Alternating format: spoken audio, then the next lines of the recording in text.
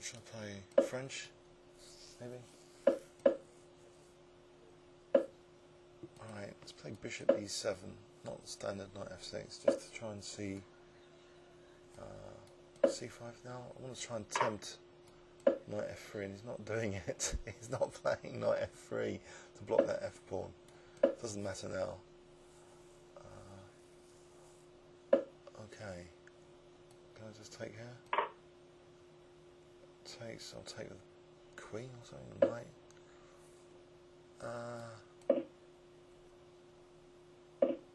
Right. Okay.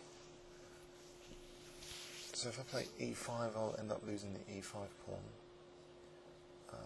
What about just a6? Or rook e8, a6 versus rook e8, rook e8, maybe e5, but again I'll be weakening these light squares. I'm not sure, is there a better plan? a6, b5. I want to do some of this bishop, so sticking on b7. Also, then I could support b4 potentially. So I think I'll go for this plan. Don't think there's a great gift at the moment because I'm going to control g5 at the moment. Protect g5 here against bishop h7. So I'll go back to this other plan now. So b5, bishop b7. Do I need to play g6 at some point?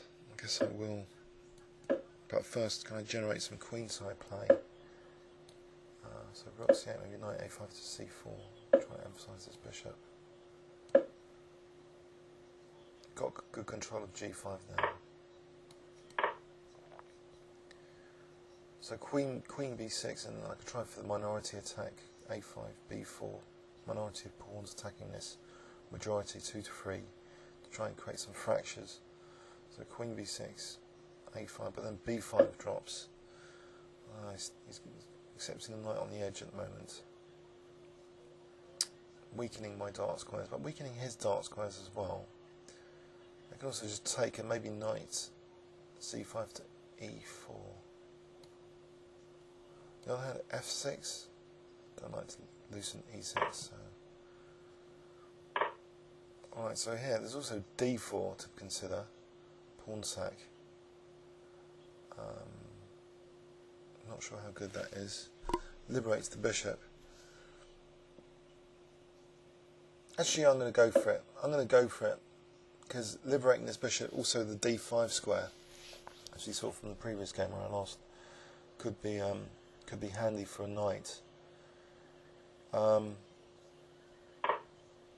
knight b6, but there's b4. That queen a4. Knight f3, maybe just takes and queen d4.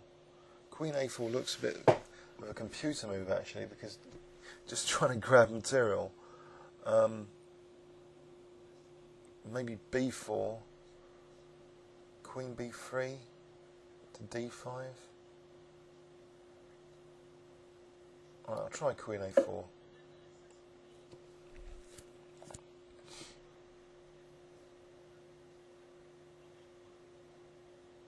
So have I got any compensation here? I'm hoping this bishop and this d5 square. So b4, I'm hoping queen b3 to d5. Even if bishop e4, maybe I'll just take and rook c2. Double up rooks on the c file, that would be compensation for the pawn. If knight f3, okay, he's gone like that, so I can't take as a bishop h7. Queen b3 though, to d5, looks as though that could be promising. I don't want to get too short on time either.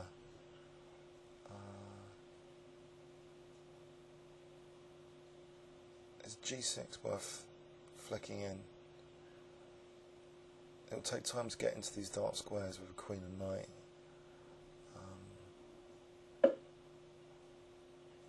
Or will it? Knight. I was going to play rook d3. Right, queen d5 here. I'll tempt like bishop e4 and stuff. Alright, so knight b6 now. If queen d3, I think g6. But I've got my queenside counterplay and my bishop's good on diagonal. I've got the c4. I've got my compensation, but will it take that long to get onto the dark squares if I'm forced to play g6? That's the question now. Like queen, here, and then knight g5. Although king g7 could slow things down. I know queen g5. Okay, the knight can't move at the moment. So do I attempt fate with knight c4, queen h6, knight b2, king g7, f6? Maybe that's the safer option. Takes the queen off. I think I'm going to go for king g7 actually, with the idea of f6. I want to get the queens off to go into an ender game with this c file. So f6, even though I'm even loosening e6, I think overall this is going to be my best bet.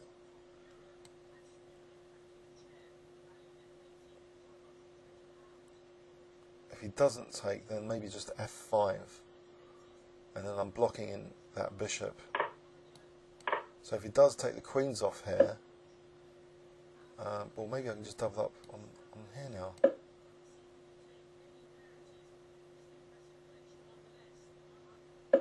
Okay. Although knight e5 was giving him a big knight on e5. It's a bit of a shame. But I can get my knight to d5 eventually, I hope. Let's see a fierce battle, I hope. Not just a quick knockout from here. So anyway, yeah. Oh dear. That's oh god. It's winning the exchange. I can't afford to lose e6. Can I get in knight f4? Knight f4. Maybe queen d5 next. Bit of compensation. The exchange, not ideal, but something. There's rook e5, queen d6. There's rook f7 maybe. There's g5 as well.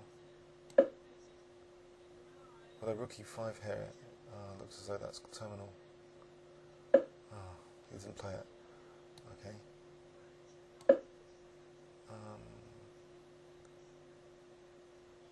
Right. What do I do here? The exchange down. Hope for the best. Maybe h5 and g4. Cheeky stuff. Just trying to weaken this diagonal.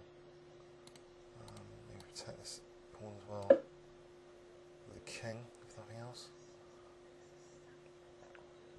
So knight e7 to f5 might be handy. G4 might be handy. G4. Knight f5 here. G4 first. Trying to get this pin going on the rook. Okay, got the pin. Now knight f5. And then knight takes d4 actually could be good. I'm hoping. Although knight queen takes d5, there's knight f3. Check.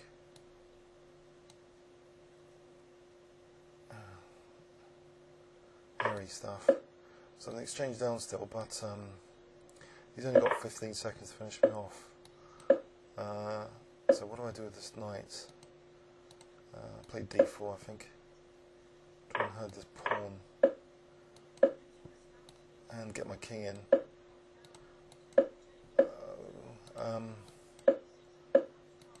Alright, these pawns. Oh, okay, he's giving that one up. What do I do? Okay. I'm not convinced that ending's that bad.